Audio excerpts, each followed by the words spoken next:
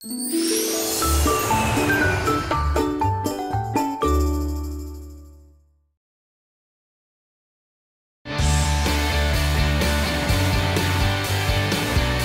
아침을 기분 좋게 여는 남자 김현욱입니다. 상쾌한 하루를 여는 여자 수희정입니다. 자, 오늘이 정말 민족 대명절 설입니다. 네. 설 아침을 맞이했는데요. 설을 맞아서 새해 복 많이 받으시고 그리고 올 한 해 시청자 여러분이 원하는 모든 것들 다 이루시길 바라겠습니다. 네, 새해에는 정말 여러분들 대박 나시고 또 승승장구하셨으면 좋겠는데요.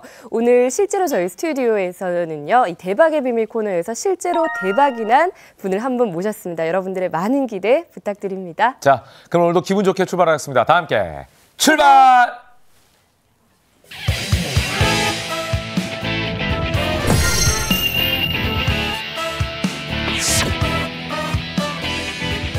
자, 오늘 아침에 가장 핫한 그런 이슈들을 전해드리겠습니다. 모닝 이슈 시간입니다. 두 분 함께 하셨죠?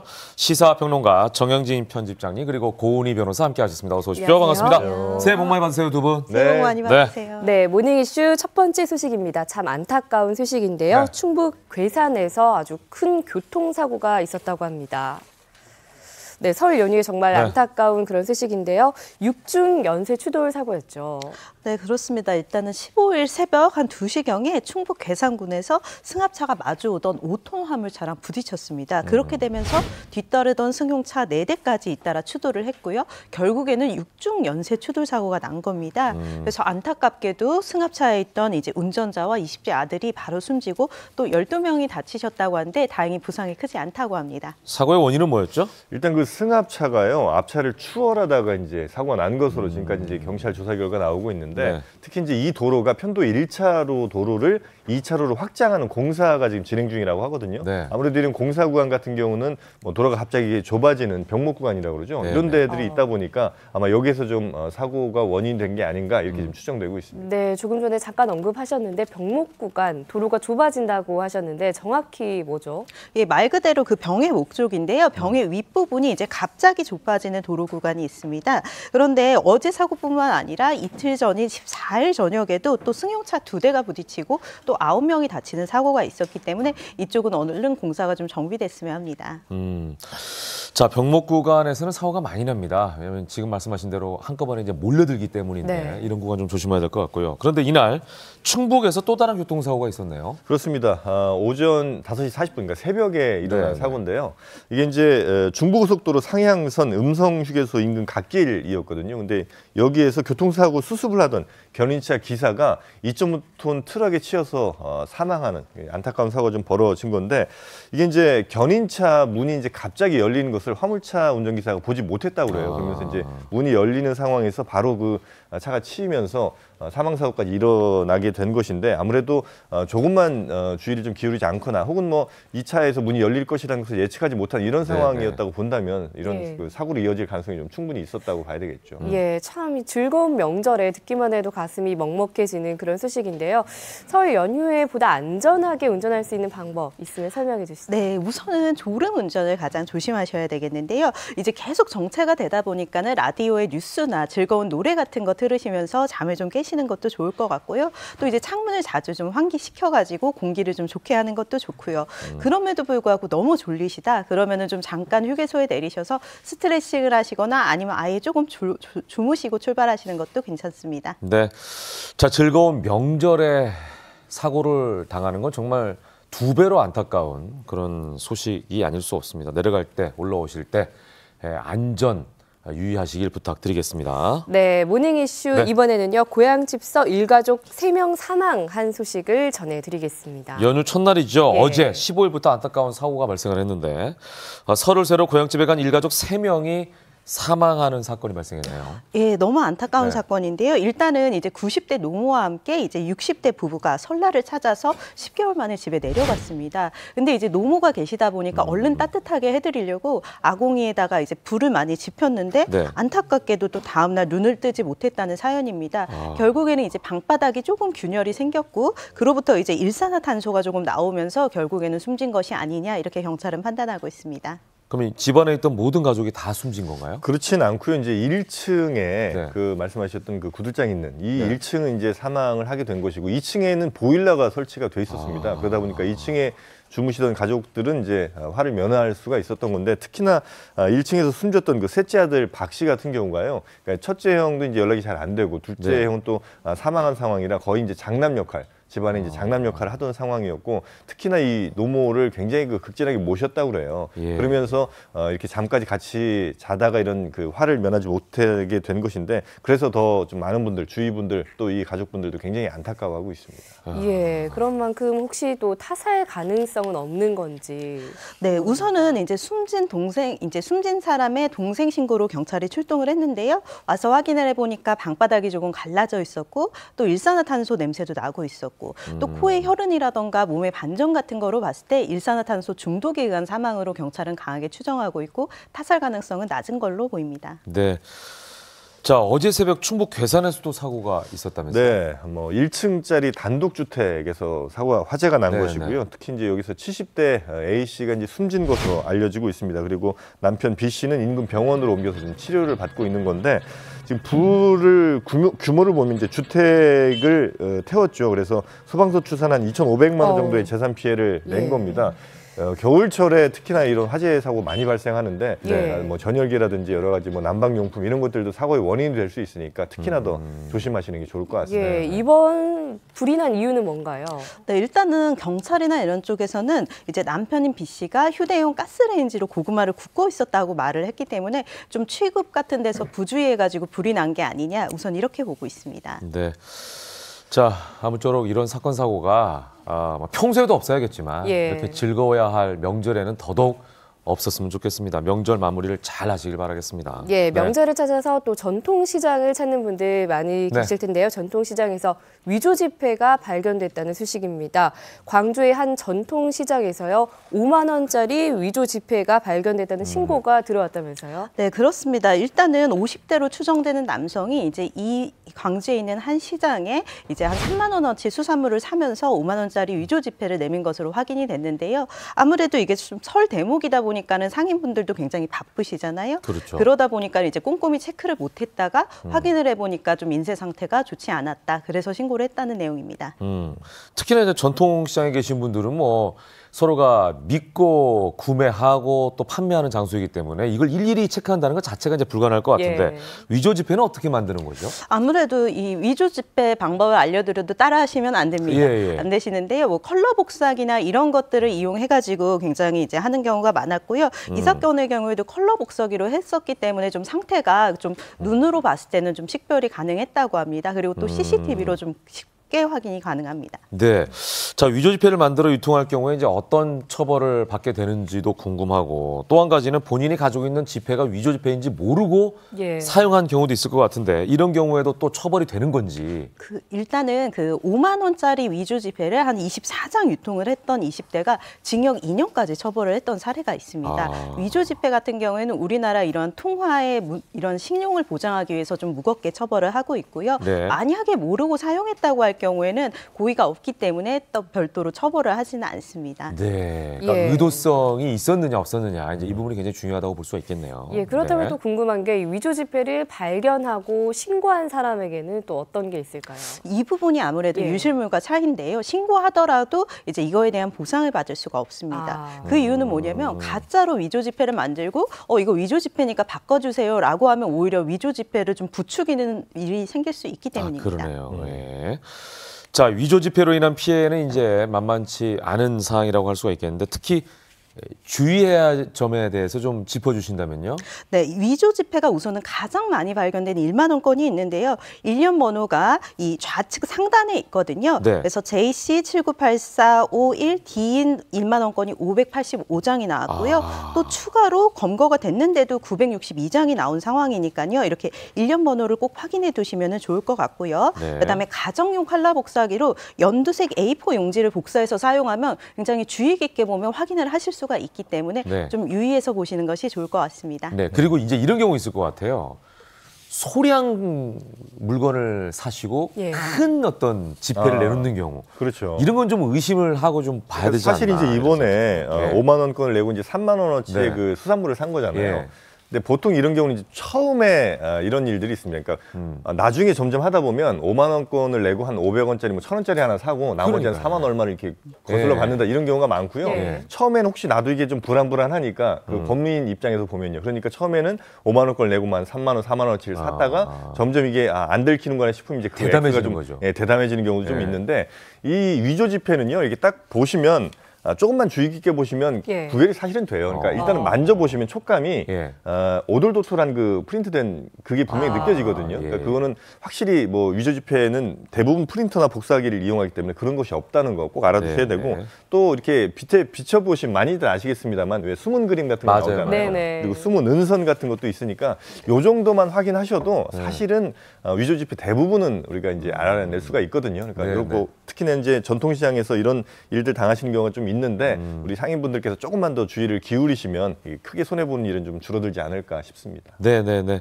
자, 오늘 모닝 이슈 네. 여기까지 소식 듣도록 하겠습니다. 두 분 말씀 잘 들었습니다. 고맙습니다. 감사합니다. 자, 이번에는요, 경제에 대해서 여러분께 알려드리겠습니다. 경제 브리핑 시간입니다. 함께 해주실 정철진 칼럼니스트 모셨습니다. 어서 오십시오. 반갑습니다. 안녕하세요. 네. 자, 명절이라 고기 사러 가시는 분들 많을 텐데, 네. 그런데 조금 안타까운 소식이 들려옵니다. 한우는 점점 외면을 받고 있는데, 미국산 쇠고기는 엄청나게 잘 판매가 되고 있다고요. 그렇습니다. 실은 요즘 한우 농가가 너무 힘들어서 이번에 설 명절부터 김영란법을 좀 완화를 했죠. 그래서 이제 한우가 절반 이상 섞여 있는 선물 세트 같은 경우에는 10만 원까지도 선물이 가능합니다. 네. 그럼에도 불구하고 이제 숨은 복병이 있는데 바로 미국산 쇠고기입니다. 아. 이 미국산 쇠고기가 어마어마한 가격 경쟁력. 쌉니다. 네, 네. 이걸 통해서 지금 국내 쇠고기 시장을 잠식하고 있는데 새로운 사실은 이제 그동안의 수입산 같은 경우에는 미국산하고 호주산이 거의 치열한 양대 산맥이었습니다. 네. 근데 작년 같은 경우에는 완전히 미국산이 호주산을 따돌리면서 거의 전체 수입산 시장 점유율의 절반 49%를 미국산이 이제 장악을 했고요. 네. 실제 소비자들에게도 이제 인터뷰를 해보니까 우리가 미국산 쇠고기 식당에서 많이 먹기는 하지만 네. 이제 구입한 경우 네. 소비자의 한 65%, 그러니까 크게는 10명 중 7명은 이제는 미국산 쇠고기를 직접 사서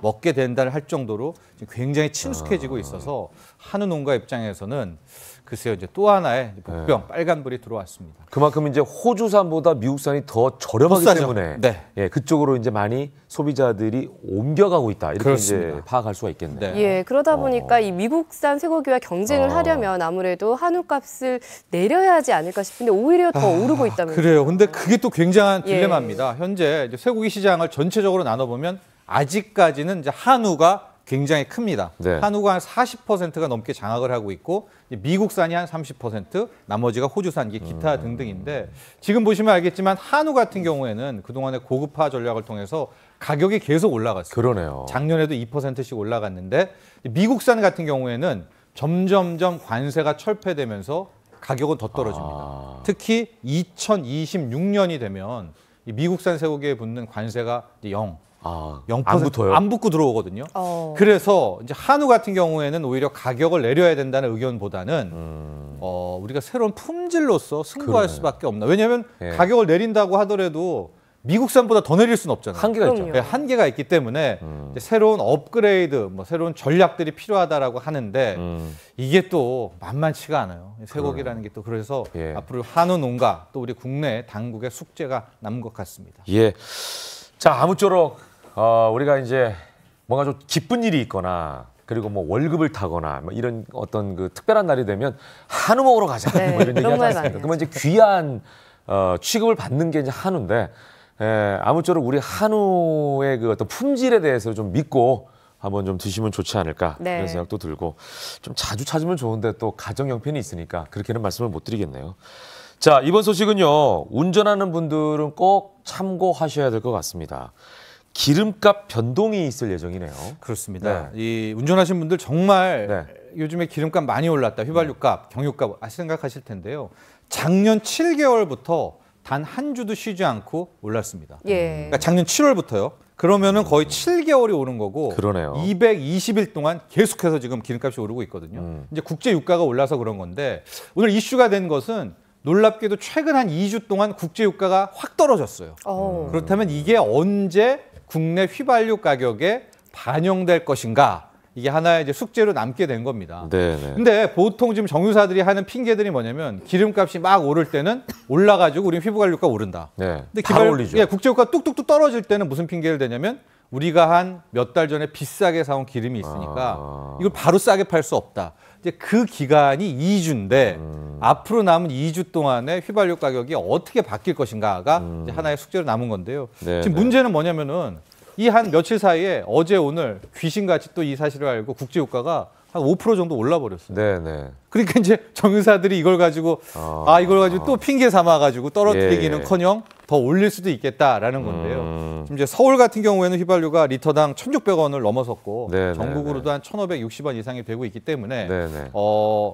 그 실제적으로 이제 앞으로 국제 유가의 향방 그리고 이거를 정유사들이 어떻게 이제 반영할까가 굉장히 중요할 것 같습니다. 그러니까 앞으로 조금 떨어지긴 하는 거죠?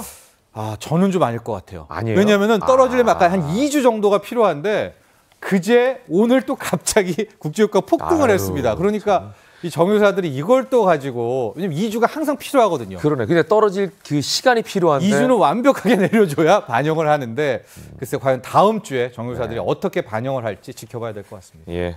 자, 마지막으로 영상을 보는 이슈 전해주시죠. 요즘에 이렇게 저렇게 부채에 대한 문제들이 큰데요. 경남 진주시 같은 경우에는 이 빚, 부채가 없는 도시로 탈바꿈했다라고 합니다. 새로운 산업 도시의 모멘텀을 만들었다라고 하는데 영상을 통해서 확인하시죠. 5년 전 부채만 2,500억 원에 달했던 경남 진주시. 지금은 부채는커녕 흑자 경영을 하고 있습니다. 원동력은 바로 혁신도시의 성공입니다.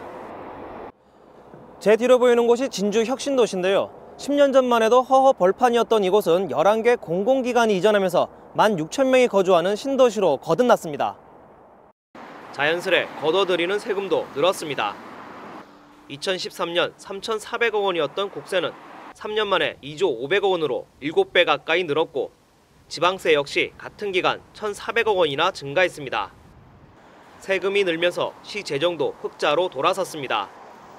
4,600의 흑자가 있습니다. 빚은 빚대로 다 갚고 흑자는 흑자대로 이만큼 있다는 건 전국에서 이런 도시가 없습니다. 재정이 안정되면서 신규 투자가 잇따랐고 일자리 창출로 이어졌습니다. 300만 제곱미터가 넘는 산업단지를 조성해 대기업도 유치했습니다. 기업체는 220개가 늘었고 취업자 수도 3만 4천 명이나 증가했습니다. 고용률은 통계 조사 이후 처음으로 60%를 넘어섰습니다. 연간 한 5천 개 새로운 일자리가 창출이 됩니다. 그러면 젊은이들이 이 고향을 떠날 필요가 없습니다. 활력이 있는 도시가 되는 겁니다. 긴 침체의 굴레를 벗어난 진주시. 혁신도시 성공으로 제2의 전성기를 맞이했습니다. 채널A 정용진입니다.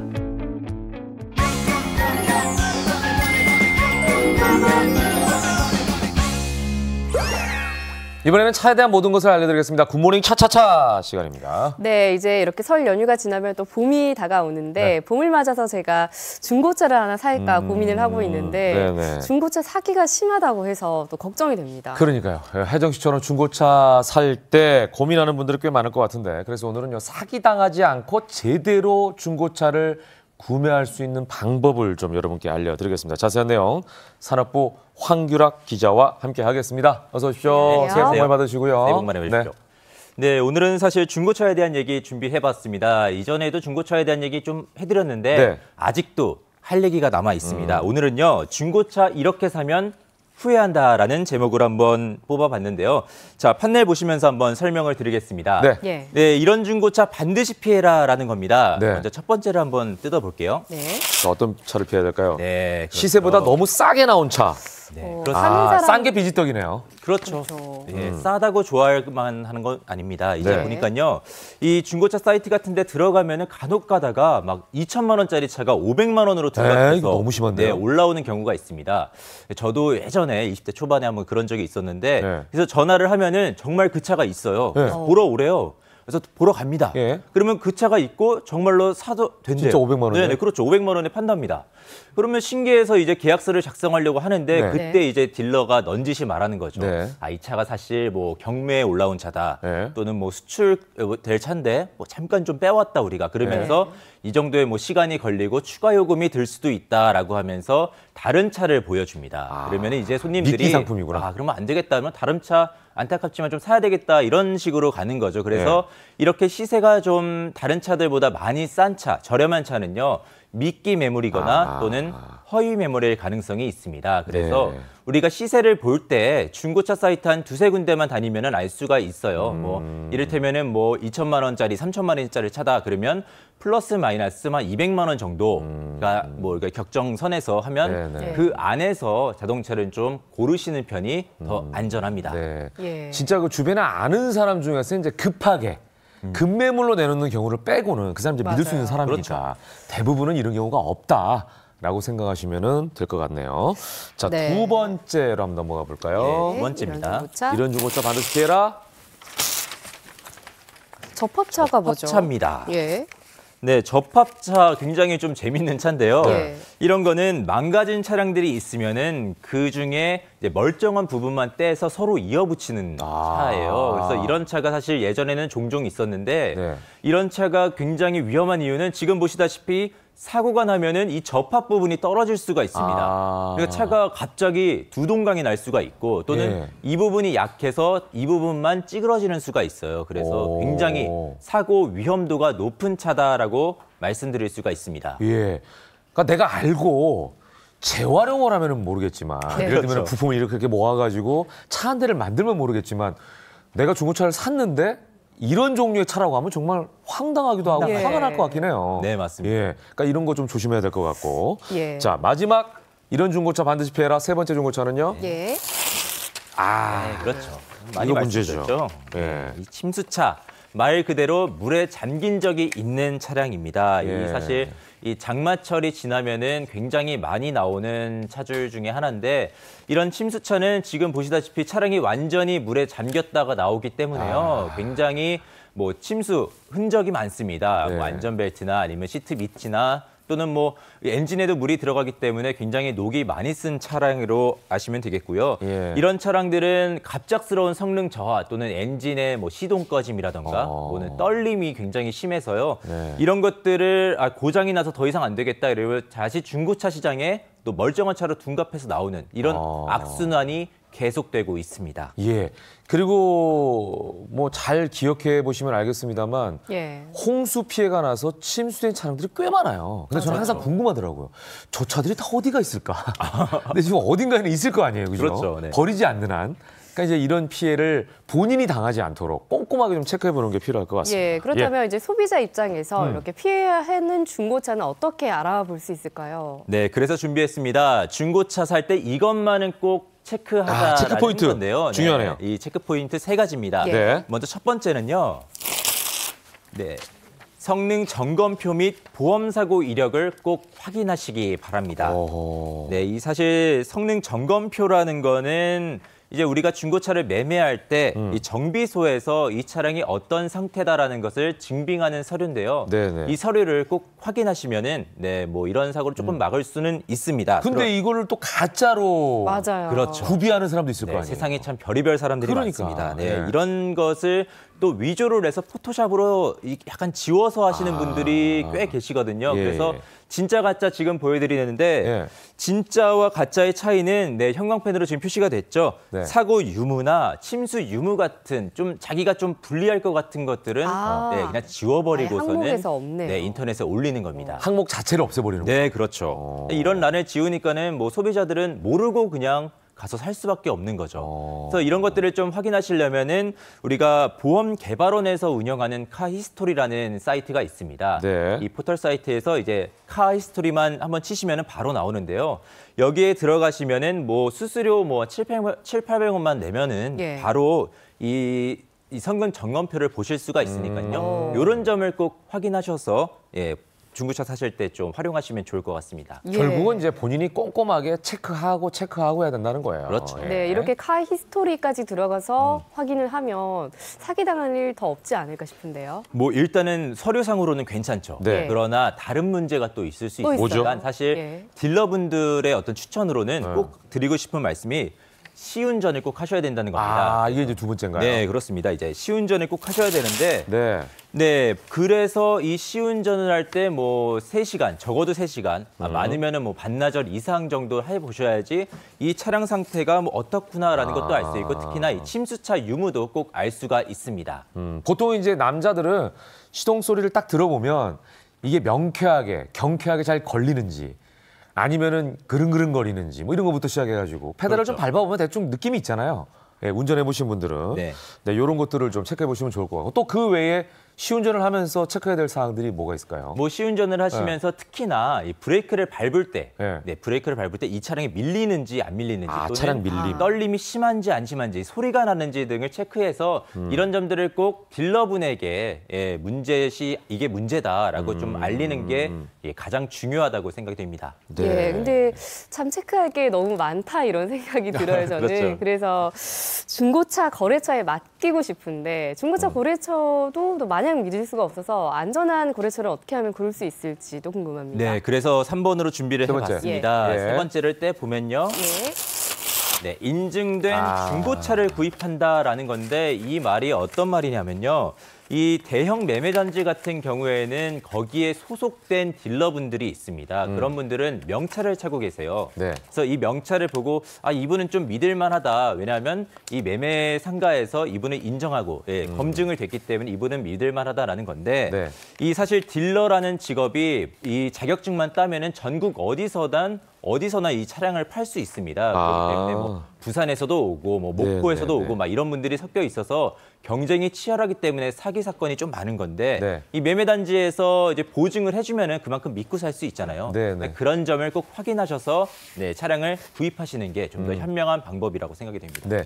요즘에 이제 차량은 거의 뭐 선택사항이 아니라 필수 품목 중에 하나잖아요. 예. 예, 왜냐하면 요즘에 그 설 명절에도 가족과 함께 갈 때, 물론 대중교통 이용하는 분들도 계시지만 가족과 함께 선물 싣고 가기에는 정말 차만한 게 없지 않습니까? 그렇죠. 그래서 이제 뭐 봄이 되면은 또 한번 중고차 뭘 사볼까 고민하는 분들 많을 것 같은데 이렇게 생활 필수품이 된 자동차 속지 않고 제대로 구매할 수 있는 방법 이렇게 해서 꼼꼼하게 좀 체크해 보시면 좋을 것 같습니다. 네. 자, 오늘 말씀 잘 들었습니다. 고맙습니다. 감사합니다. 감사합니다.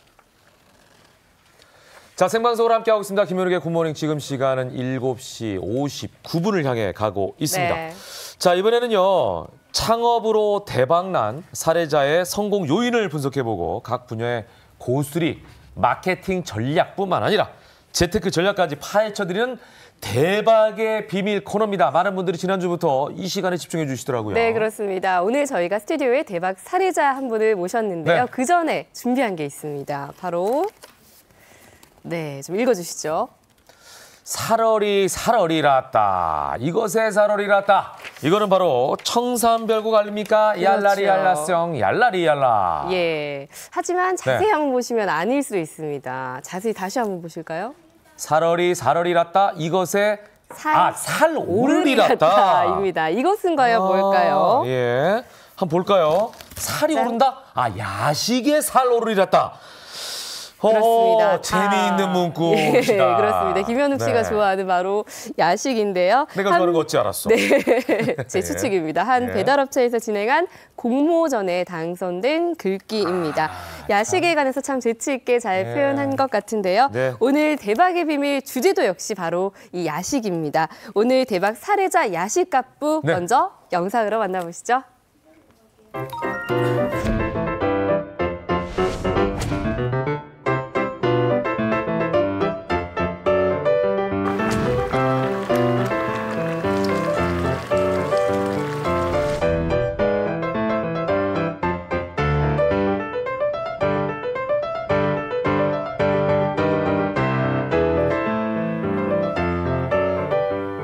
네, 야식으로 연매출 24억 원을 달성한 영상 속의 주인공을 저희가 스튜디오로 직접 모셨습니다. 야식갑부 손재훈 씨 나와주시죠. 어서 오십시오. 반갑습니다. 안녕하세요. 네, 아니 저희가 일단 제작진이 계산 한번 해봤어요. 쭉 하루에 얼마 파니까 곱하기 얼마 곱하기 30 곱하기 10 이렇게 해봤더니 약 23억 7,600만 원 정도. 그러니까 약 24억 정도가 이렇게 나왔는데 일단은 그래서 저는 나오신다고 하길래 좀 나이가 있으신 분인 줄 알았어요, 솔직히. 맞아요. 딱 뵈니까 총각 일색을요. 아닙니다. 아, 총각 아닙니까? 유부남입니다. 아, 그러세요? 아니, 굉장히 젊은 이런 그 얼굴이셔가지고. 예. 그러니까 뭐 유부남이지만 나이는 그렇게 많지는 않으시죠? 나이를 좀 여쭤봐도 될까요? 이제 올해 39이에요. 와. 젊으신 분이네. 저랑 몇 살 차이 안 나시네요. 그러니까요. 젊으신 분이야. 결혼하신 지는 얼마나 되신 거예요? 5년 됐습니다. 5년 됐고. 자, 그러면은 이 일을 시작한 지는 얼마나 되신 거죠? 지금 2006년도부터 했으니까 13년 된 것 같아요. 13년 되셨고. 14년 전이면은 26 정도부터. 예, 예. 맞습니다. 그러니까 대학 딱 졸업하고 거의 뭐 시작을 하셨다 해도 과언이 아닐 정도로 딱 그 시기에 바로 예. 야식 시장에 뛰어드셨네요. 24억은 정말 상상할 수 없는 예. 일반인들은 정말 이 감히 이 정도의 금액? 그럼요. 이렇게 예상도 못할 그런 금액이라고 할 수 있겠는데 대체 어떤 야식이길래 이 정도의 큰 금액을 벌어들일 수 있을까 궁금합니다. 어떤 야식인가요? 이 종류가? 저희 집 야식집에서는 뭐 종류가 한 52가지 정도 메뉴를 52가지요? 와. 아, 지금 나오고 있는데. 예. 예. 자, 지금 쭉 나오고 예. 있습니다. 와우. 스타워즈 자막이네요. 예, 음악도 스타워즈. 쫙 52가지가. 야, 정말 다양한데 예. 한눈에 들어오지도 않을 정도로 다양한데 이렇게 네. 다양한 요리를 한 번에 팔 수 있는 그런 노하우가 있을까요? 네, 일단은 52가지를 다시 한번 좀 보여줄까요? 예. 제가 못 봤어요. 순식간에 지나가가지고. 다시 한번 보여주세요. 어떤 메뉴들인지 한번 궁금합니다. 자, 쭉 나오고 자막을 읽어야 돼요. 자막. 닭볶음탕, 해물탕, 김치전골, 갈치조림, 치즈 돈가스, 모든 돈가스. 야, 너무 빨리 지나가지고 못 읽었네. 아, 자, 이렇게 예. 보면은 메뉴 자체가 말이죠. 언뜻 봐도 육해공뿐만 아니라 사실은 다 있죠. 어떤 집에서는 이렇게 좀 모아야 되는데 여러 가지가 좀 퍼져 있다는 느낌이 들거든요. 이렇게 다양한 요리를 한 번에 팔 수 있는 노하우가 있을까요? 저희 분야별 전문 주방장이 있고요. 네. 주방의 동선을 최소화해서 냉장고 13대, 가스레인지 24대, 그리고 최대한 음식이 빨리 나갈 수 있게끔 주방 동선 최소화해가지고 네. 신속하게 할 수 있게끔 설비에 투자를 했어요. 네. 오늘 생방송은 처음이시죠? 예, 처음입니다. 돈은 무지하게 벌어오셨는데 생방송은 처음이셔가지고 시청자 모든 게 다 여러분께서 완벽할 수는 없습니다. 아니 이해해 주시고 아니 그리고 예. 순박하시잖아요. 예. 오히려 또 이런 매력이 있으시네요. 그러니까 본인 얘기니까 편안하게 하시면 돼요. 부담 없이.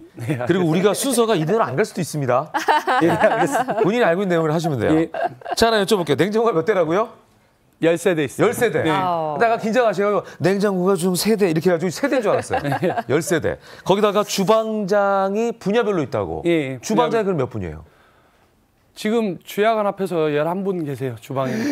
와. 11명의 주방장. 네. 그럼 분야가 몇 개인 거예요? 분야가? 예를 들어 한식, 중식 뭐 이렇게 분야가 있잖아요. 아니, 한식, 중식은 아니고 이제 족발보쌈 하시는 분, 뭐 족발보쌈 하는 네. 분? 아. 그다음에 닭발 쪽 하시는 분, 닭발 분야? 네. 그다음에 닭도리탕, 제육볶음, 네. 뭐 아구찜 그 종류 뭐 하시는 분, 분식하는 분? 뭐 이렇게? 네, 돈가스 하시는 분, 계란말이 하시는 분. 다 일식하는 분야. 뭐 이렇게 이게 나뉘는 일식은 없어요. 돈가스만. 네, 돈가스하고 이제 계란말이하고 전하고 하시는 분. 그렇게 해서 예. 주, 야간 다 합쳐서 주방장이 11분. 예, 냉장고만 13대. 예. 엄청나요. 대단합니다.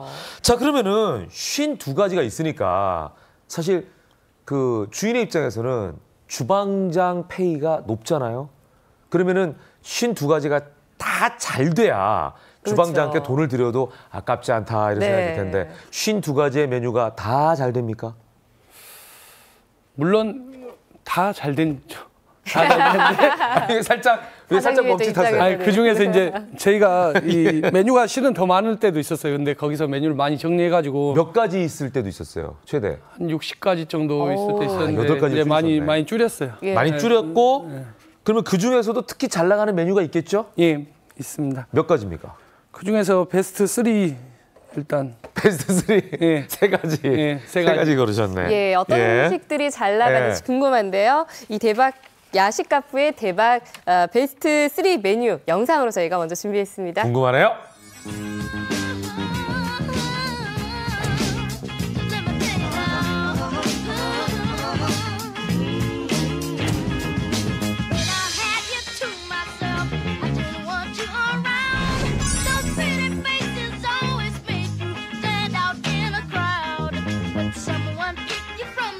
자, 고기 종류네. 베스트 예. 3가. 그러네요. 3위가 안동찜닭. 예.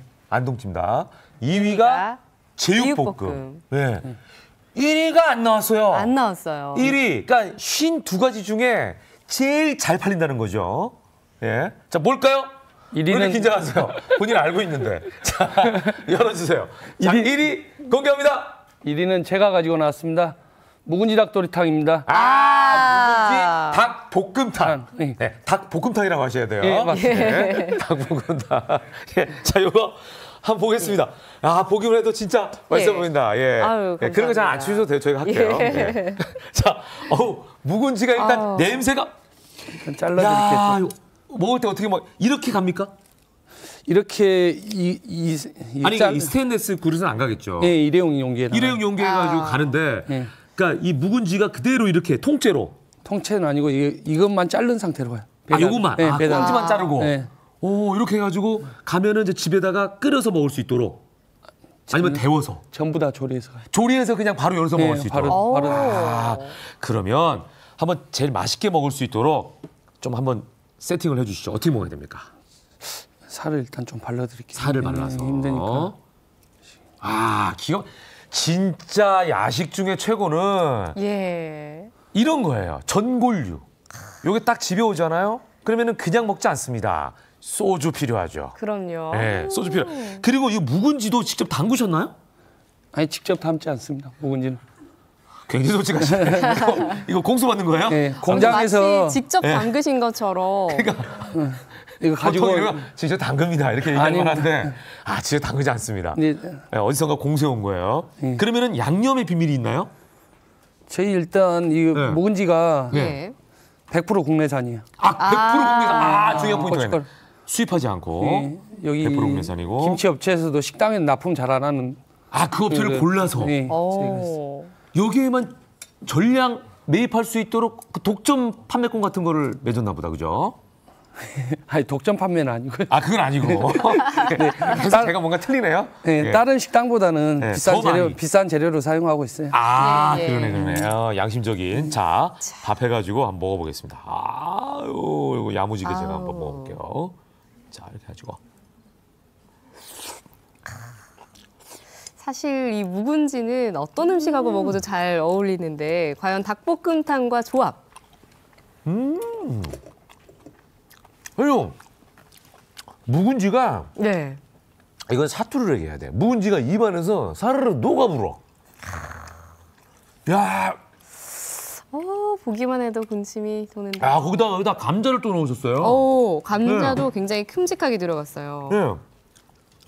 아니 보통 이제 감자탕에만 감자가 들어간다고 우리가 착각할 수 있는데 감자나 무는요 어디에 넣어도 맛있거든요. 근데 여기다가 묵은지 닭볶음탕에는 무는 넣지 않고 감자를 넣으셨네요. 예, 뭐 여러 가지 시행착오가 있었나요? 보통 닭볶음탕에는 감자를 넣고 갈비찜 그런 종류에는 이제 저희도 무 넣고 그러고 있습니다. 원래. 예, 감자가 너무 맛있어요. 감자도 한 2-3개 정도 적당히. 5개 들어갑니다. 한 마리. 푸짐하네. 그러면. 예, 이번에는 네. 이 야식가뿐만의 성공 비결을 영상으로 준비했는데요. 네. 보고 오시죠.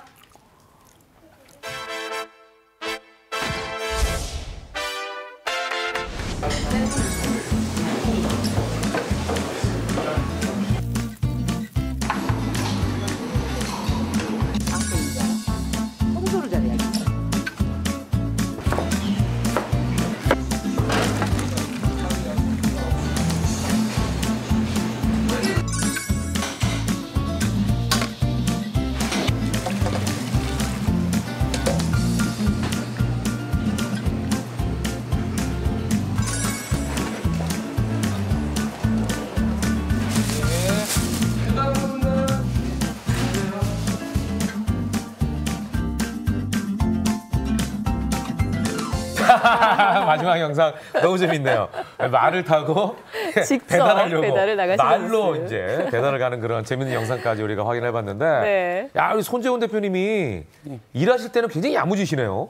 예. 자세라든지 표정이라든지 움직임이 굉장히 야무지신데 오늘 저 생방은 처음 나오셔가지고 이렇게 긴장해 보신 게 처음이죠? 아니, 두 번째입니다. 두 번째세요. 아, 야식가 보시다 보니까 여기저기서 이제 출연자가 있으시구나. 네.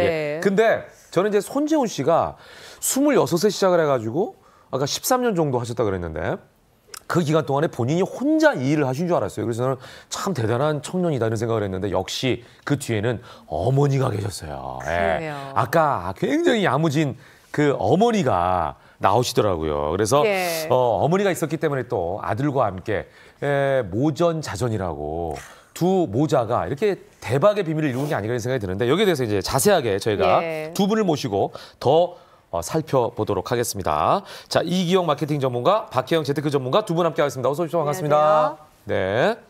자, 일단 제일 처음으로 소개되었던 게 야식 배달 가게인데 홀을 만들어 놨어요. 네, 이게 왜 필요한가 저는 생각이 드는데 홀을 예. 왜 만들었어요? 어느 날 이제 저희 매장에서 자주 시켜 드시던 분이 네. 매장 와서 드신다는 거예요. 근데 저는 이제 어이가 없었죠. 그러니까 매장에는 자리가 네, 없는데. 주방밖에 없으니까. 네. 근데 발상이 이제 전환이 생겨서 수요가 있으니까 한번 공급을 해보자. 그래서 저기 매장을 한번 만들어봤어요. 그랬더니 이제 처음엔 좀 힘들었는데 한 네. 2년 정도 지나니까 기반이 좀 잡혀가지고 네. 좀 이제 손님이 많이 늘었습니다. 아, 그러면 그 홀 때문에 매출 상승이 많이 일어났나요? 네, 홀 때문에 약 한 30%, 33% 정도 매출 상승이 일어났습니다. 그러네요. 처음에 1억 5천이었다가 홀을 만들고 나서 2억 원으로 약 33%의 매출 상승이 있었습니다. 예, 아무래도 네. 이렇게 조리 과정을 직접 보고 있으니까 더 신뢰감 있게 먹을 수 있지 않았을까 이런 생각이 드는데 네. 마케팅 전문가 입장에서 이 홀 운영에 대해서 어떻게 생각하시나요? 최근 각광받고 있는 키워드 중에 하나가 이제 심야 식당이라는 키워드가 있습니다. 맞아요. 네, 근데 이제 이게 야식처럼 똑같이 심야에 먹는 건데 예. 깔끔하고 전문적이라는 이미지를 보여주고 있습니다. 네. 근데 지금 각부님께서 운영하고 계시는 가게도 마찬가지로 네. 깨끗한 홀을 운영하는 걸 이제 사람들한테 보여줌으로써 예. 다른 사람들에게 하나의 전문적인 식당처럼 예. 보여지게 되는 거죠. 그러네요. 네. 그리고 보통 이제 일반적으로 야식 같은 경우에는 뭐 대충 뭐 이런 식으로 생각을 할 수 있지만은 그런 편견을 깨는데 가장 크게 일조한 게 아마 이제 홀을 만든 게 된 게 싶습니다. 그러니까 매출을 올린 것도 중요하지만 그거보다 중요한 거는 깨끗한 식당이라는 이미지를 심어준 게 중요한 네, 거네요. 맞습니다. 그러네요. 우리가 생각해보니까 가서 먹을 데가 없으면 사실 가려져 있는 상태에서 음식을 만든다는 거잖아요. 그렇죠. 어떻게 만들어서 어떻게 오는지 우리가 믿을 수가 없으니까 딱 식당에 가면 그대로 똑같은 음식이 나온다는 걸 보면은 믿을 수가 있다는 거 아니에요. 네. 오. 근데 그 전화했던 손님 지금도 단골입니까? 지금 잘 모르겠어요. 너무 오래돼가지고. 처음에 전화해가지고 나 가서 좀 먹고 싶은데 홀 좀 없어요 이랬던 분이 지금은 안 오신다는 얘기예요? 연락처는 아는데 네.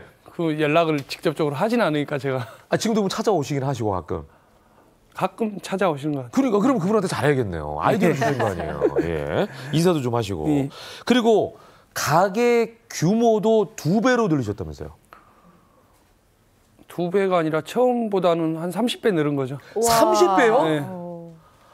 그럼 처음에는 어떤 10평.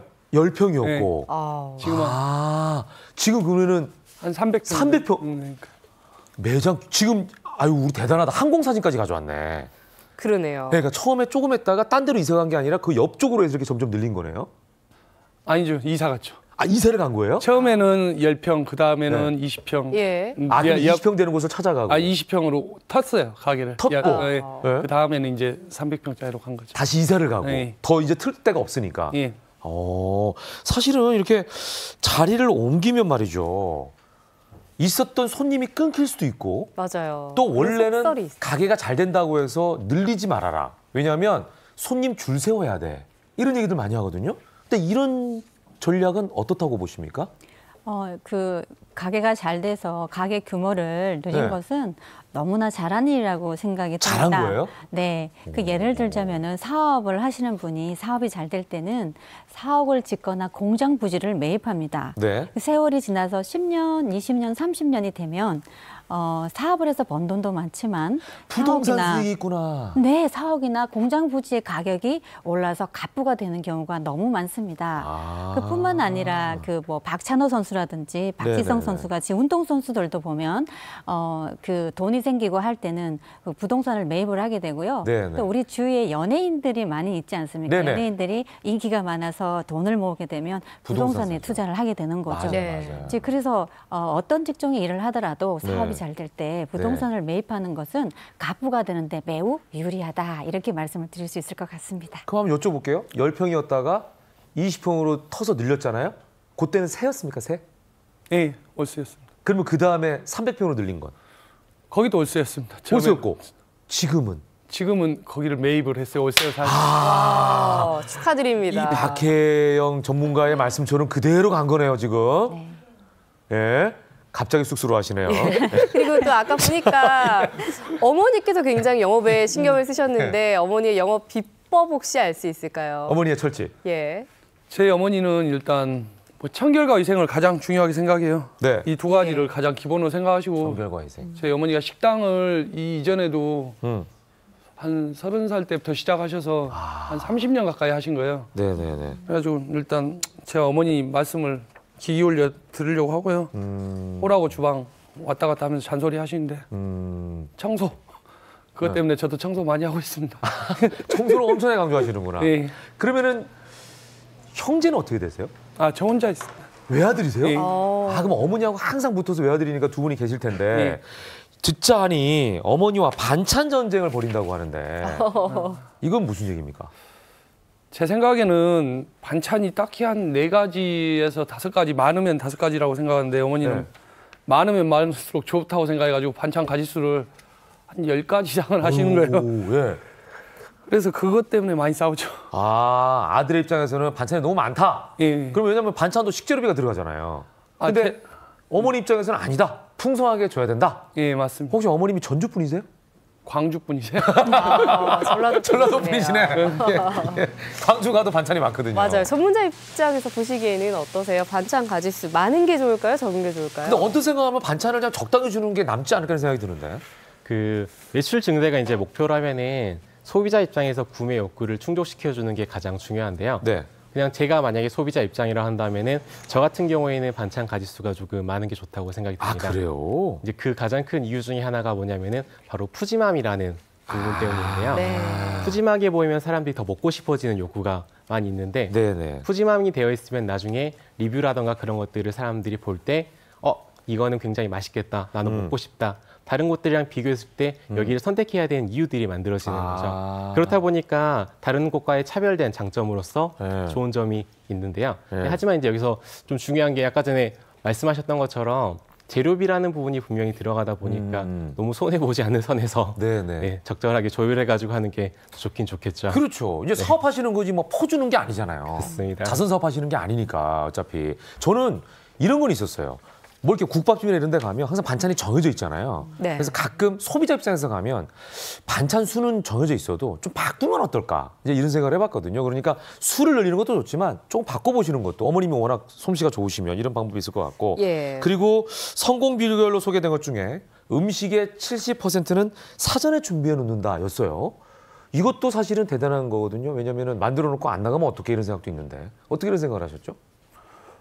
야식집은 스피드가 생명이에요. 네, 네. 그게 안 되면은 배달 너무 늦게 가니까 조리 시간 단축을 위해서 네네. 한 70% 정도를 조리해 놓고 아. 나가고 있어요. 그럼 만약에 소비가 안 될 경우에는 네. 다 버려야 되잖아요. 버려요. 그러니까. 말 그대로 네. 그냥 버리면 되는 거예요. 예, 지금 이제 헛헛한 웃음을 웃으셨어요. 그런 경우 많지 않겠지만 계산을 하시겠지만. 아니, 처음에는 많이 버렸어요. 아, 처음에는. 네, 그러니까 계산이 안 초창기에는, 되니까. 그러니까 말씀을 들어보니까 음식의 70%를 미리 만들어두고 네. 마무리만 얼른 해서 배달을 한다고 하는 건데 전문가 입장에서 보시기엔 이 방법 어떤가요? 그 사장님께서도 방금 말씀하신 것처럼 야식의 특성 자체가 신속함, 이 생명이라고 볼 수가 예. 있습니다. 그런데 이제 야식 같은 경우는 지금 당장 먹고 싶고 그리고 자야 되는 시간에 이제 시키는 거다 보니까 1시간 이내에 오지 않고 하면은 다시 찾지 않을 확률이 굉장히 높습니다. 딱 배고플 때 먹어야 되거든요. 그렇죠, 맞습니다. 그래서 그런 부분들에 있어서는 70%가 미리 준비가 되어 있어서 금방금방 나가는 거는 굉장히 좋은 좋은 게 될 수 있고요. 네, 그다음에 네. 조리 시간이 단축되는 거에 그 비해서 아까 전에 말씀하셨듯이 품질도 굉장히 높다고 많이 말씀을 하셨잖아요. 네. 그러니까 신속한 배달인데 품질까지 좋기 때문에 다른 사람들한테는 매출을 올리는데 굉장히 도움이 많이 되는 거죠. 예. 근데 놀라운 건 우리 손 대표님께서 배달을 직접 하신다고요? 예, 현재도 하고 있고요. 네. 어제도 좀 많이 했어요. 아니 근데 이런 경우 대행업체를 많이 쓰잖아요 요즘에. 많잖아요 대행업체들. 예. 많은데 저희가 대행업체를 사용하면은 예. 배달 시간이 너무 오래 걸리고 손님한테 일단 좀 직원보다는 불친절해요. 아 자기 게 아니니까. 그런 게 네. 좀 있죠 아무래도. 예. 그리고 직접. 저도 하고 이제 직원들도 하고 같이. 네, 그렇다면 제일 멀리 나가본 배달이 어딘지. 나 여기까지 배달해봤다. 네. 위치를 설명을 해드려요. 위치. 키로수로. 지금 가게가 있는 데가 어디죠? 저희는 파주예요. 파주에 있고 간 데는 일산 장항동. 거기가 제일 먼 거. 파주에서 일산 장항동이 꽤 먼데. 예. 왜냐면 일산 장항동이면 초입이잖아요. 파주는 이제 한참 저쪽으로 가야 예. 되고 이 자유로를 따라서 그죠? 예. 오 거기까지 웬만하면 안 갈 것 같기도 한데 하루에 몇 번 정도 그럼 배달을 거기는 자주는 안 가요. 다른 배달을 몇 건 정도 가냐고요? 예. 하루에. 전체 배달 하루에. 180건에서 200건 정도 하고 있어요. 야 그러면은 이게 배달 범위도 넓고 가는 횟수도 많고 그러네요. 이제 이런 거 같은데 이런 경우에 일단은 오토바이로는 좀 위험하지 않을까 이런 생각이 들어요. 어떤 배달 도구를 사용하시죠? 저희 오토바이도 네. 있는데 네. 2대 있어요. 오토바이도. 네, 차량이 8대 있고요. 네. 차로 이제 장거리 위주로 가고 근거리는 네. 오토바이로 다니고 있습니다. 그렇죠. 이제 왜냐면은 빨리빨리 가려면 오토바이가 또 유용하니까 먼 곳은 이제 차로 가고 이런 것도 괜찮은 작전이라고 할 수 있겠죠? 네, 맞습니다. 네.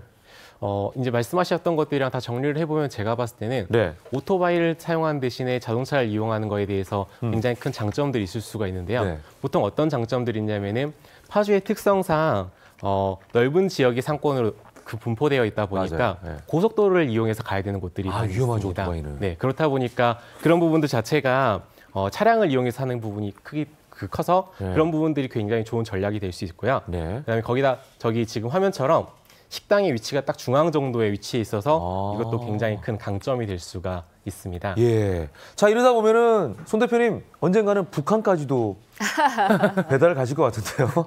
통일이 돼야지 가겠죠. 아이고 농담을 그렇게 또 받아들이시네. 네, 우리 네. 대박 사례자분께서 네. 지금도 연매출 약 24억 원의 대박을 달성을 하셨는데 혹시 지금보다도 더 잘 될 수 있는 어떤 마케팅 방법이 있으면 조언을 좀 해주시죠. 멈추면 안 되잖아요. 예. 발전이 있어야 되니까. 네, 그렇죠. 네. 최근에는 이제 배달 음식을 사람들이 구매하기 전에 뭐 블로그 후기도 당연히 보지만은 네. 배달 어플 네. 후기들을 보면서 구매 전환하는 경우가 굉장히 많아졌습니다. 네, 네. 그렇다 보니까 소비자들이 이제 후기라는 부분을 굉장히 많이 보고 구매를 맞아요. 한다는 거죠. 예. 그래서 이제 앞으로 하시면 좀 좋은 것 같은 건 어떤 게 있냐면은 사람들이 스스로 리뷰를 남길 수 있는 그런 것들을 할 수 있는 이벤트 같은 것들을 할 수 있는 게 네. 아마 가장 좋은 전략 중에 하나가 되지 않을까 싶습니다. 아우 손 대표님 이제 더 바빠지시겠네요. 예, 음식 만들랴 배달하랴 그러니까요. 이제 후기 관리까지 하시랴 쉽지 않을 것 같은데. 자 손재훈 씨 요거 좀 조심스러운데 정확하게 얘기 안 하셔도 됩니다. 부담스러우시면. 현재 자산은 어느 정도나 되십니까? 자산 약 32억 정도 됩니다. 와, 엄청나네요. 32억 원 정도면 정말 어마어마한 건데 네. 효율적인 재테크 방법을 또 소개해 주셔야겠죠. 이미 자가 건물을 가지고 계시니까 네. 재테크를 하신 셈이고. 네, 예. 네. 그 투자적인 측면에서는 제가 또 이제 우리 손재훈 가부님께 추천드리고 싶은 거는요. 네. 그 은퇴 이후를 생각했을 때 수익형 부동산을 추천해드리고 싶습니다. 수익형 부동산. 네. 그 수익형 부동산 중에서 오늘은 이제 상가에 대해서 이야기하고 싶은데요. 네. 손 대표님께서 지금 현재 하시는 일이 워낙 잘 되고 있기 때문에 네. 지금 하시는 일에 집중하는 것이 가장 좋을 것 같고요. 여유 자금이 있다면 그 여유 자금에서 무리가 되지 않는 선에서 투자를 하는 게 좋을 것 같습니다. 신경 안 쓰이는 곳에 네. 이 일에 그래서- 집중해야 되니까. 네, 네. 네. 그래서 그 상가, 특히 상가는 상권이 너무 중요하고 불경기가 와도 경기를 타지 않는 지역에 구입하는 것이 너무 좋습니다. 네. 그래서 상가를 구입할 때는 첫 번째도 입지, 두 번째도 입지, 세 번째도 입지가 굉장히 중요해요. 네, 네. 그래서 구입하실 때 돈을 더 주더라도 특 A급 그러니까 초역세권에 사시는 것이 좋을 것 같고요. 네. 그리고 20, 30대 유동인구가 많은 곳에 사시면은 굉장히 유리한 투자가 될 것 같습니다. 네. 자, 그리고 요즘에 뭐 부동산도 재테크 방법 중에 하나지만 또 하나는 저축 재테크 하시는 분들 많잖아요. 네네. 여기도 노하우가 있겠죠? 네네. 네. 만약에 이제 투자를 하실 경우에 이제 그 소위 말하면 시드 머니가 필요합니다. 그래서 시드 머니를 만들기 위해서는 시중의 은행이나 보험이나 뭐 증권회사 이런 것들을 활용하시는 게 좋겠는데요. 네. 우리가 많이 쓰는 것이 정기 적금을 많이 들 수 있어요. 근데 특히 뭐 1년 이내에 내가 자금이 필요하다, 시드 머니를 만들어야 된다고 할 때는 CMA나 MMF 입출입 통장 같은 걸 활용하면 좋을 것 같고요. 한 3년 정도 예상을 하고 내가 돈을 좀 모아야겠다라고 할 때는 정기 적금이라든지 펀드 같은 게 좋을 것 같습니다. 네네, 그리고 네. 만약에 장기적으로 내가 10년 정도 걸려서 돈을 모으고 싶다라고 할 때는 그 보험회사나 그다음에 수익정권 같은 걸 활용하는 것이 좋겠습니다. 네. 자, 지금 전문가의 조언을 들으셨는데 어떠세요? 지금 뭐 저축은 하고 계십니까? 하고 있습니다. 하고 계세요? 예. 오, 그러면 이제 방향성에 대해서 좀 도움이 되던가요? 예. 지금 들어보니까. 많이 도움됐어요. 예. 근데 이 손 대표님이 대단하신 게 말이죠. 예. 어릴 때는 사고뭉치였었다면서요? 이 얘기 좀 껄끄럽죠? 예. 그런데 어머니랑 함께 일을 하면서 완전 마음을 잡으셨다고. 그죠? 예. 아, 이 얘기는 하기 싫으신가 보네요. 그러니까 아니. 마지막으로. 예. 뭐 기부 활동도 하고 계시고 좋은 일들을 많이 하고 계신데 앞으로의 계획을 좀 들어보도록 하겠습니다. 어떤 계획 가지고 계세요? 앞으로 뭐 저희 직원들하고 열심히 해서 네. 잘 먹고 잘 살겠습니다. 아, 뭐 굉장히 소박한 얘기인 것 같은데 이 안에 다 들어있네요. 그러네요. 잘 먹고 잘 사는 거. 이게 바로 우리가 생각하는 이 서민 갑부라는 위치 아니겠습니까? 그죠? 예. 그 이상으로 바라는 게 뭐가 있겠습니까? 자, 오늘 나오셔서 좋은 얘기 많이 해주시고 또 도움 말씀해 주신 두 분도 감사드리겠습니다. 세 분 새해 복 많이 받으십시오. 고맙습니다. 네, 감사합니다.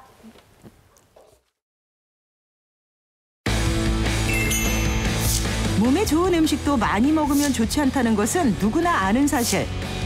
건강을 위해선 뭐든 적당히 밸런스를 맞춰 먹는 것이 중요한데 내 몸의 밸런스를 지키기 위한 방법 지금 공개합니다. 우리 몸에 없어서는 안 되는 나트륨. 하지만 과다 섭취 시 뇌졸중, 심근경색과 같은 심혈관 질환을 유발할 수도 있는데요. 심혈관 질환을 막기 위해서는 이 포화지방의 섭취를 피하는 것도 중요하지만 이렇게 체내로 들어온 포화지방을 빨리 배출시키고 또 그 농도를 낮추기 위해서 여러 가지 식물 영양소가 필요한데요. 이른 아침부터 운동을 즐기는 조강범 씨. 그는 꾸준한 운동으로 심혈관 건강 회복에 노력을 하고 있다는데요. 그에게 무슨 일이 있었던 걸까요? 2012년도 말에 회사에서 갑자기 가슴이 답답해지는 증상이 있어가지고 병원에 가서 정밀 검사를 했는데 이제 심혈관계 이상이 있다. 건강 하나만은 자신 있었던 그에게 어느 날 갑자기 찾아온 불청객. 갑작스런 가슴 통증의 원인은 관상동맥이 좁아져 생긴 협심증이었고 결국 그는 심장 시술을 받아야만 했습니다. 혈관 관리는 어떻게 하세요? 수술한 다음에? 네, 의사가 처방해준 약을 잘 먹고 또 열심히 운동을 하고 있습니다. 그리고 음식에 대해서 식단 관리를 잘하고 있습니다. 다행히 지금은 예전의 건강을 되찾았다는데요.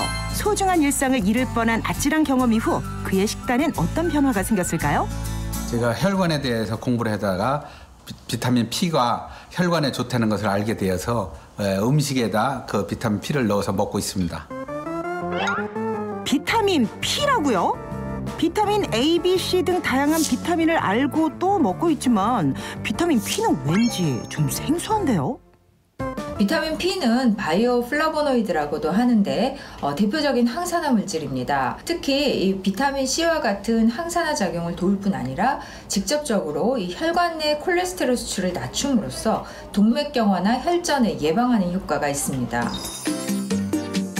여기에 지금 어디에 비타민 P가 들어있는 거예요? 여기에 있는 음식에 대부분 다 비타민 P가 들어가 있다고 보시면 됩니다.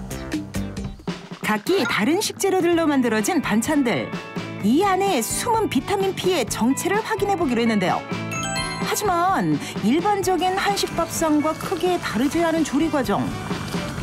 대체 여기서 비타민 P가 많이 함유된 음식은 뭘까요? 이 된장은 진피 추출물이 들어있는 된장이거든요. 근데 이 진피 추출물 안에 비타민 P가 들어있대요. 그래서 저는 모든 음식에 이 된장을 사용합니다. 이게 바로 진피 추출물을 넣어 발효시킨 저염된장이라는데요. 진피, 즉 귤 껍질에 많이 함유된 비타민 P. 곡물 중엔 메밀에, 채소 중엔 양파에 많다고 합니다. 그런데 나트륨 과잉 섭취는 혈관 건강을 해친다고 알려졌는데 된장찌개부터 된장나물 무침까지 이렇게 먹어도 괜찮은 걸까요? 된장이나 청국장과 같이 우리나라의 장류는 대표적인 건강식품인데 단 하나의 단점이 나트륨 섭취 과다 우려입니다. 이럴 때 비타민 P를 함께 섭취하게 되면 나트륨을 배출시켜주는 작용이 있기 때문에 이러한 부작용을 상쇄시킬 수 있습니다. 꾸준한 운동과 적당량의 비타민 P 섭취 외에도 그가 챙기는 것이 또 하나 있다는데요. 하루에 2회, 티스푼으로 한 번씩 청국장 환을 섭취한다고 하네요. 운동 열심히 하고 좋은 음식 잘 챙겨 먹고 그런 게 좋습니다. 생활 습관이 아주 중요하다고 생각합니다. 한편 우리 몸에 꼭 필요한 당 역시 과하면 각종 성인병의 원인이 되는데요. 특히 아이들의 경우 설탕 중독에 빠지기가 쉬워 부모들의 걱정이 이만저만이 아니죠. 그런데 이 당도 잘 알고 적당히 먹으면 건강을 지킬 수 있다고 합니다. 얘들아, 간식 먹자. 최근 설탕을 멀리하는 소비자가 늘며 어린이들이 즐겨 먹는 간식거리도 비정제 원당을 사용하고 당 함량을 낮춘 제품들이 등장하고 있는데요. 설탕이 안 들어가고 천연식품으로 된 이런 대체 식품이 나오다 보니까 한결 마음이 편해지는 것 같습니다. 이곳은 설탕 줄이기 운동에 동참 중인 한 식품 공장. 어린이 충치와 비만 등 건강 문제를 생각한 간식을 연구하고 만들고 있다는데요. 숱한 연구 끝에 당 함량은 낮추고 칼슘 함량은 늘린 제품을 만들었다고 하네요. 요즘 어린이들의 소화 비만이 심각하게 대두되고 있지 않습니까? 그래서 어린이에게 적절한 칼로리를 낮은 음료하고 솜사탕을 이렇게 생산하고 있는 것입니다. 화학적 정제를 많이 한 설탕 대신 고전 방식으로 추출한 유기농 비정제 원당을 사용하는 것이 가장 큰 특징. 저희는 사탕수수 원액을 수분을 증발시킨 사탕수수 원당을 사용해서 어린이들에게 솜사탕을 제공을 하고 있습니다. 화학적 정제를 거치지 않은 비정제 원당일 뿐 아니라 화학 비료와 농약 없이 키운 유기농 사탕수수를 원료로 해 유기 가공식품 인증까지 받았다네요. 사탕수수를 하더라도 지나치게 많이 섭취하거나 이렇게 해서 이제 단맛에 너무 중독되거나 의존하는 경우는 좋지 않지만 우리가 설탕 대신 이용해서 그만큼 이제 그 혈당 함량을 좀 줄여주고 당 지수를 낮춰준다면 분명히 건강에는 도움이 될 수 있습니다. 그런데 여기서 생기는 궁금증 하나. 당 함량을 낮추면 시중 제품들에 비해 덜 달아서 맛이 없진 않을까요? 직접 먹어보니 어때? 맛있어? 지금만큼 땅만큼 맛있어요. 맛있어요. 맛있어? 내 몸의 밸런스를 지키기 위한 선택.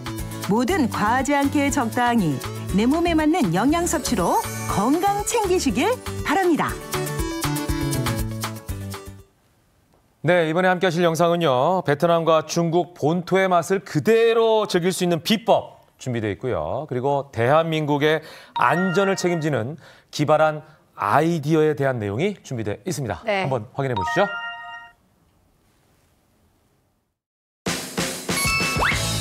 세계에서 가장 큰 대륙인 만큼 다채로운 식문화를 자랑하는 아시아. 최근 우리나라에선 이국적이고 독특한 향과 맛이 특징인 아시안 푸드가 인기인데요. 뭐 한국에서 좀 현지의 맛? 베트남 여행 갔을 때 먹었던 그런 맛이 나는 것 같아요. 사천식 매운맛을 비롯해 담백한 맛과 짠맛의 조화, 그리고 다양한 향신료가 황홀한 맛을 선사하는 아시안 푸드의 매력 속으로 지금 출발합니다. 첫 번째 아시안 푸드를 찾아온 이곳. 인테리어만 봐도 어느 나라 음식을 판매하는 곳인지 짐작이 가시죠? 바로 한국인들이 사랑하는 여행지 베트남입니다. 우리나라 사람들은 물론 베트남 사람들 입맛까지 사로잡은 다양한 음식들. 그중에서도 가장 대중적인 음식은 바로 쌀국수인데요. 소, 사골과 소고기, 향신료 등을 10시간 이상 푹 우리는 육수는 시원하고 개운한 맛이 일품. 그리고 탱탱하면서도 부드러운 면발은 젓가락질을 쉴 수 없게 만든다네요. 한편 쌀국수 다음으로 인기 있던 메뉴는 월남쌈이었는데요. 최근에는 반새우라는 신흥 강자가 등장하며 판도가 바뀌고 있다고 합니다. 맹새는 베트남 전통 음식이요. 이거는 너무 맛있어요. 반새우는 바삭한 피 속에 고기나 해산물 그리고 숙주를 비롯한 갖은 채소가 한가득 들어있는 베트남식 부침개인데요. 다채로운 식감과 맛이 아주 매력적이라고 합니다. 담백하면서 이 해물도 들어가고 야채도 있고 숙주도 있어가지고 뭐 많이 먹어도 느끼한 맛이 없고 아주 고소하니 맛이 있어요. 한식에 익숙한 어르신들 입맛까지 사로잡은 반새우. 여긴 특별한 비결이 있다는데요. 현지에서는 돼지고기하고 새우로 부쳐냈는데 저희는 그 한국 분들 입맛에 맞게끔 소불고기하고 해물하고 또 매운 거 좋아하시는 분들을 위해서 매운 해물로 이렇게 다양하게 만들어내고 있습니다. 현지 조리사 자격증을 소지한 아내와 사장님의 합작품인 퓨전 반새우. 레시피도 특별하답니다. 불고기 반새우는 저희가 직화구이를 함으로써 이제 고기의 풍미를 더하고요. 그다음에 이 저희만의 비법 간장, 비법 양념. 파인애플과 사과, 배, 생강 등을 넣어 만든 비법 간장. 아무리 바빠도 이것만큼은 꼭 만들어 쓴다고 합니다. 일단은 제일 중요해요. 여기서 맛의 50%가 나오기 때문에. 2주간 숙성시킨 간장 양념에 소고기를 재워두었다가 반새우를 부치기 전 숯불에 구워주면 과일 향을 머금은 반새우용 소불고기가 완성됩니다. 그 다음 쌀가루와 강황가루를 섞은 반죽을 얇게 붙여 피를 만드는데요. 이때 피의 바삭함을 결정짓는 건 요리사의 숙련도. 이거는 남편은 못해요. 너무 어려워서. 내가 하면은 눌러붙거나 타거나 자꾸 찢어져서 힘들어서 못하겠어. 얇게 붙인 피 위에 숙주와 소불고기를 얹고 반달 모양으로 접어주면 한국인은 물론 현지인들 입맛까지 저격할 불고기 반새우가 완성됩니다. 매운맛을 좋아하는 사람들의 원픽! 매운 해물 반새우에는 동남아식 고추장 양념이 쓰인다는데요. 매운 해물 반새우를 찾으시는 분들을 위해서 만드는 매운 소스인데 아무래도 그 동남아 소스다 보니까 동남아 식재료들이 들어가고 있습니다. 팬에 해산물과 특제 양념장을 넣고 불향을 입혀가며 달달 볶아주면 베트남 음식의 전통은 살리면서 최대한 한국인들 입맛에 맞춘 매운 해물 반새우가 완성되는데요. 이렇게 완성된 반새우는 그냥 먹어도 맛있지만 쌈, 채소나 라이스페이퍼에 싸 먹으면 더욱 맛있게 즐길 수가 있답니다. 너무 맛있어요. 이거 먹다가 베트남은 많이 생각해요. 너무 좋아해요. 본토 사람들은 물론 한국인들의 입맛 사로잡은 또 다른 아시안 푸드를 찾아온 이곳. 지글지글 맛있는 소리와 함께 구워지고 있는 양꼬치가 두 번째 주인공. 야들야들한 식감과 담백한 그 맛을 어찌 모르겠냐마는 왠지 2% 부족한 듯한 느낌인데요. 기름기가 쫙 빠져서 담백하고 다른 양꼬치집보다 더 맛있는 것 같아요. 이 집은 양꼬치도 정말 맛있는데 이 집에 오면 꼭 드셔야 할 게 있어요. 샤브샤브. 이 집의 진짜 주인공은 중국식 샤브샤브 허거. 매콤하고 얼얼한 맛이 매력적인 홍탕과 담백한 맛이 일품인 백탕에 입맛 따라 취향 따라 고기와 해산물들을 익혀 먹을 수가 있으니 이게 바로 일탈피의 맛 아니겠습니까? 되게 담백하고 좀 자극적인 맛이 섞이니까 취향에 따라서 섞어 먹을 수 있어서 좀 좋은 것 같아요. 전 요리 30년 경력의 베테랑이 만드는 버거. 맛의 비결은 뭘까요? 火锅店最重要的就是这个火锅料的熬制。 기본 육수는 닭고기와 돼지고기를 오랜 시간 푹 우려내 깊고 진한 맛을 내는 것이 특징. 이때 불과 시간 조절이 중요하답니다. 我们这个白汤嘛，一般每天上班来开始就熬制，大约在就是10个小时到12小时之间吧。 이렇게 10시간을 꼬박 끓이면 구수하면서도 담백한 진국이 완성되는데요. 다음은 홍탕의 생명인 매운 양념을 만들 차례. 먼저 인삼과 초과, 정향, 팔각 등 갖은 한약재들을 넣어주고요. 여기에 맵고 얼얼한 맛을 내는 향신료 마조와 고춧가루로 고추기름을 만들고 약한 불에서 2시간 동안 달달 끓여줍니다. 这个火锅呢，如果是这个没有底料这个麻味儿、辣味儿呢，它就不能叫做火锅。火锅特色呢就是这个麻辣。 주문이 들어오면 태극 모양의 냄비에 백탕과 홍탕 육수를 부어내가는데요. 이때 갖은 채소와 버섯, 두부, 고기, 새우, 꽃게 등을 아낌없이 듬뿍 내주는 것이 또 다른 맛의 비결이라고 합니다. 새우 완자와 어묵, 두부 등과 잘 어울리는 담백한 백탕. 해산물과 찰떡궁합인 매콤한 홍탕. 중국식 샤브샤브 하나로 다채로운 맛을 한 번에 즐길 수 있으니 이보다 더 행복할 수 있을까요? 한 번 맛보면 대화조차 잊고 먹는 데 집중하게 만드는 매력. 그 맛이 어찌나 좋은지 중국이 고향이신 분들도 푹 빠졌다는데요. 정말 최고인 것 같아요. 진짜 중국 그대로의 맛을 느낄 수가 있어요. 우리나라 음식과는 또 다른 매력으로 대중들 입맛을 꽉 잡고 있는 아시안 푸드. 오늘 저녁 가족들과 함께 아시안 푸드 한 끼 어떠세요?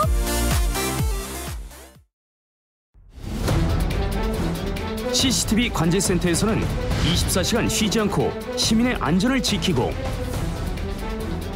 실시간으로 사건 해결에 도움을 주고 있는데요. 대한민국의 안전 지킴이 CCTV. 사건의 실마리를 제공해 주는 것은 물론 실시간 모니터링을 통한 범인 검거 건수도 매년 늘어나고 있는데요. CCTV가 있는 곳에서 범죄를 하게 되면 누구나 붙잡히게 되고 또 처벌받는다는 인식을 갖게 하여 범행 동기를 억제해서 효과를 볼 수 있는 것이죠. 시민의 안전을 책임지는 CCTV. 하지만 설치하는 과정은 결코 호락호락하지 않습니다. 그런데 높은 곳에 올라가지 않고 설치할 수 있는 획기적인 CCTV가 있다는데요. 안전 대한민국을 위한 특별한 노력 지금 소개합니다. 정말 사람이 오르지 않고 CCTV 설치가 가능한 걸까요? 그래서 찾은 포항의 한 해수욕장. 불과 3년 전까지만 해도 군사 통제구역으로 시민의 접근이 어려웠는데요. 지금은 누구나 들어갈 수 있습니다. 시민들에게 바다를 선물한 1등 공신. 바로 이 CCTV 덕분이라는데요. 지금 뭐 하시는 거예요? 네, 저희 위에 CCTV 점검하려고요. 지금 뭐 장비도 아무것도 없어 보이는데 어떻게 점검해요? 저희는 다 방법이 있죠.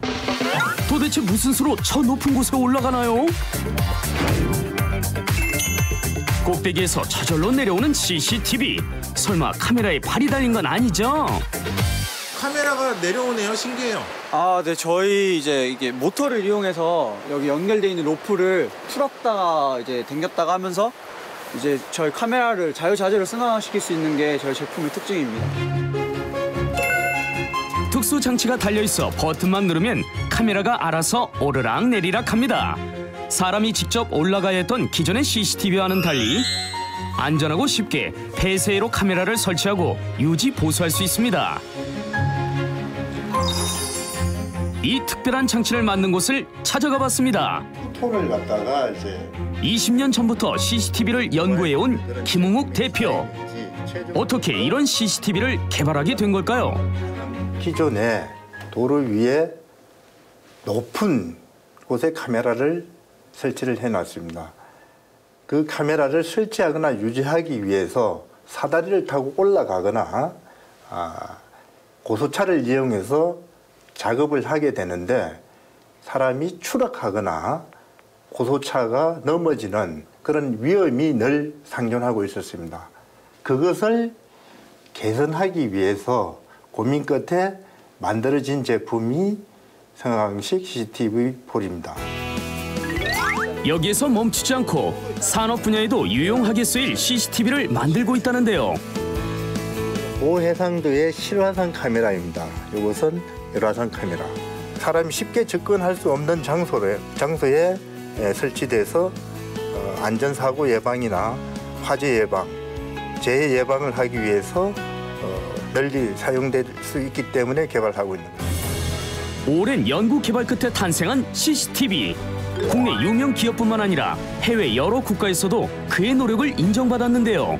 앞으로는 이동식 감시 장치를 이용한 산업안전, 나아가 국방안전의 최고의 기업이 되는 것이 저희 회사의 목표입니다. 안전 대한민국을 만들기 위해 CCTV의 진화를 이끌어낸 김웅욱 대표. 국민 모두가 안전해지는 그날까지 그의 노력은 계속됩니다. 쭉! 역시 안전까지도 책임지는 것은 기발한 아이디어 덕분이 아닌가 이런 생각을 해봤고요. 네. 자, 이번에는 날씨 한번 살펴보겠습니다. 상암동 채널의 DDMC 앞에 나가 있습니다. 김혜연 기상캐스터, 날씨 전해주세요. 네, 설날인 오늘 맑고 쾌청한 하늘로 시작하고 있습니다. 모처럼 사랑하는 가족들 그리고 친지분들과 행복하고 따뜻한 시간 보내고 계실 것 같은데요.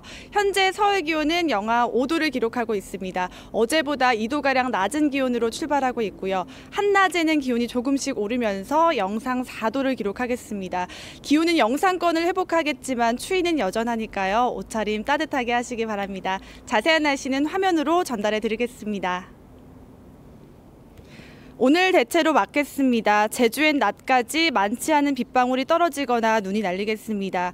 미세먼지 걱정은 접어두셔도 되겠습니다. 대기 확산이 원활해지면서 보통 수준이 예상되고요. 밤부터는 중서부 지역이 다소 높아질 수 있겠습니다. 현재 기온 서울은 영하 5도, 대전 영하 5도, 대구 영하 3도로 출발하고 있습니다. 한낮에는 서울이 4도, 대구와 광주 8도, 부산 11도로 오르면서 모두 영상권 기온을 보이겠습니다.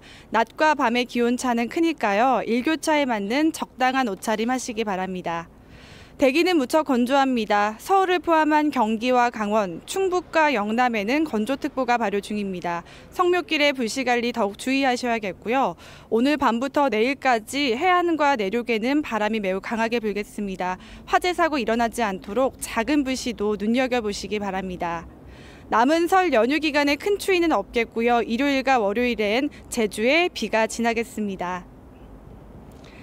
이번 설 연휴 기간 동안 잦은 날씨 변화는 없어서 고향 오고 가시는 큰 어려움은 없을 전망입니다. 귀성길, 귀경길 안전운전 하시고요. 남은 설 연휴 행복하게 보내시기 바랍니다. 새해 복 많이 받으세요. 지금까지 상암 DDMC에서 날씨였습니다.